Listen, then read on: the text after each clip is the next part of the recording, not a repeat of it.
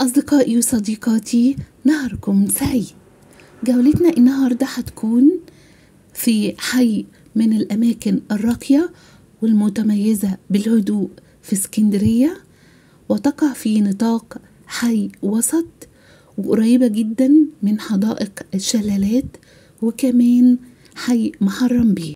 وترجع التسمية لما صرح والي مصر سعيد باشا لإحدى الشركات الأجنبية في عام 1858 وتحت إشراف الحكومة المصرية وبشروط معينة بإنشاء خطوط مياه عذبة وأحواض تصفية وتنقية وتعقيم المياه، وطبعا وإنشاء مواسير في الشوارع الرئيسية الإسكندرية طبعا لتوزيع المياه العذبة على السكان المدينة كلها. واختارت الشركة الإنجليزية موقعها بالخلف من باب شرق. هو حاليا اسمه باب شرق، لكن زمان كان اسمه باب رشيد. المنطقة دي يعني بداية شارع فؤاد كان اسمه باب رشيد، وكمان قريبة من ترعة المحمودية. وبعد كده أطلقوا على المنطقة هنا وبور المية. احنا دلوقتي موجودين في ميدان وبور المية، ومن أشهر الأماكن اللي موجودة في منطقة وبور المية أو كمان يعني في دوران وبور المية نادي الأولمبي، تاني أقدم الأندية المصرية، وتأسس سنة 1905.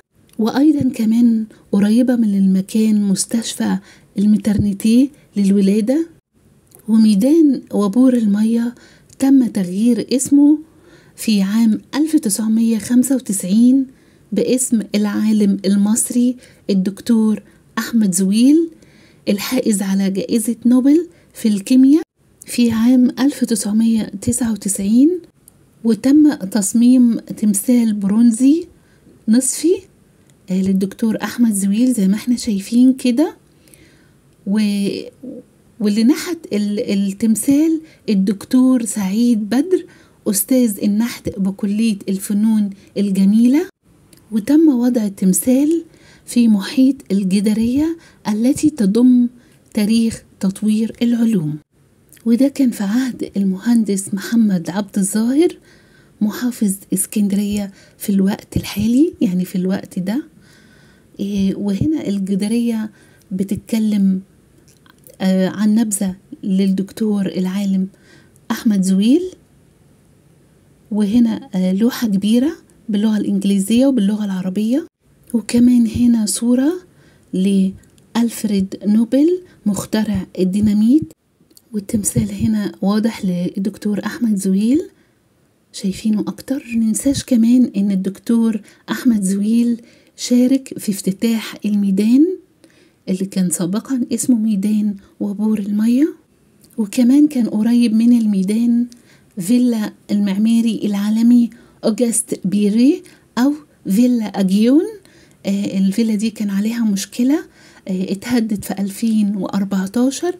المشكلة لأنها كانت داخلة مجلد التراث وممنوعة من الهد، لأن صاحبها كان فرنساوي، كان عامل 10 فيلل على مستوى العالم بنفس الديزاين، لكن هي اتهدت اللي هنا موجودة في اسكندرية. في أيضا على الميدان مباشرة فيلا المخابرات اللي هي كانت ملك عائلة اسمها رولو الفرنسية، كانوا تجار قطن وكانوا أيضا من مؤسسي البنك الأهلي المصري. كان الأخ الأول كان اسمه روبير رولو. الفيلا بتاعته حاليا هي معهد جوتا في شارع البطالسة. والأخ التاني كان اسمه ماكس رولو اللي هو كان مالك فيلا وبور المية اللي هي حاليا المخابرات. طبعا زي احنا شايفين دلوقتي حاليا الميدان ميدان زويل أو ميدان وبور المية سابقا.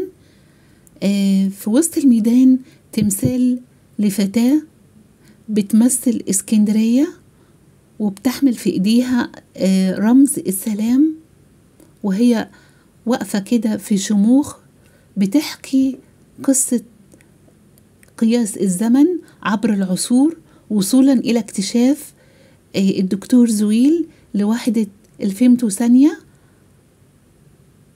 وما كانش الميدان بالشكل ده زمان. أنا هوريكم زمان كان شكله إيه. طبعا احنا شايفين المكان شكله إيه.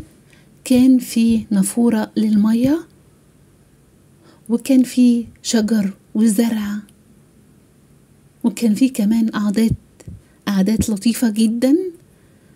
كان بعض الأسر كانوا ييجوا ويستمتعوا بالمكان، وكمان العرايس والعرسان كانوا بيجوا يتصوروا هنا، وكانوا بيطلقوا عليه ميدان العروسة من كتر ما العرايس والعرسان كانوا يجوا يتصوروا في المكان اللطيف ده. كان في الوقت ده بيشرف على صيانة المكان شركة المية أو شركة وابور المية اللي هو في الدوران، لكن للأسف المحافظة استلمت المكان وهي اللي بقت بتشرف عليه. أنا بعتذر علشان الصورة كانت بالليل ما كانتش واضحة قوي، لكن أكيد في معظمنا شاف المكان وشاف النافورة لما كان في زرع وفي قعدات لطيفة. طبعا شايفين الفرق ما بين دلوقتي وزمان. المكان الحقيقة مهمل ومفيش صيانة. ياريت المحافظة تهتم بالمكان، لأن ده من أرقى الميادين اللي موجودة في اسكندرية، أو يرجعوه تاني صيانة لشركة المية وهم يحافظوا على المكان. وأيضا كمان في عمارة كوهين عداه اللي هي مشهورة باسم الليسي عبد الناصر، موجودة طبعا من سنة 1930. المكان جميل وحيوي جدا، وأتمنى أن المحتوى يكون عجبكم، وبشكركم شكرا جزيلا، وإلى لقاء في مكان جديد.